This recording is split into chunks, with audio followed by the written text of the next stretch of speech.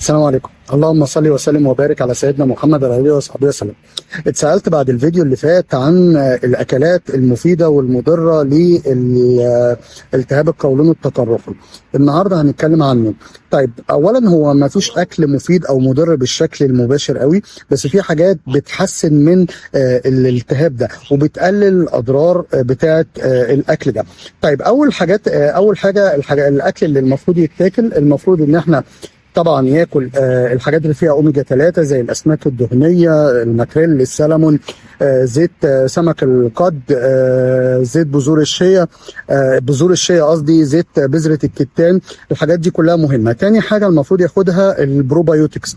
البروبايوتكس مفيده جدا زي مثلا الزبادي.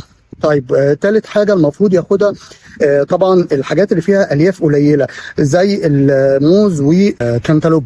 طيب، ليه الكلام ده يا جماعه؟ عشان المفروض ان احنا عندنا حاجات بالالياف كتير متعبه للجهاز الهضمي وللقولون وللامعاء. طيب، المفروض كمان ان هو ياخد لحوم مش دسمه وما فيهاش لحوم حمراء زي السمك، زي البيض، زي طبعا الفراخ. طيب، كمان المفروض ان هو ياخد حاجات تانية زي مثلا الخضروات المطبوخة. ياخد طبعا خضروات زي الخيار مثلا.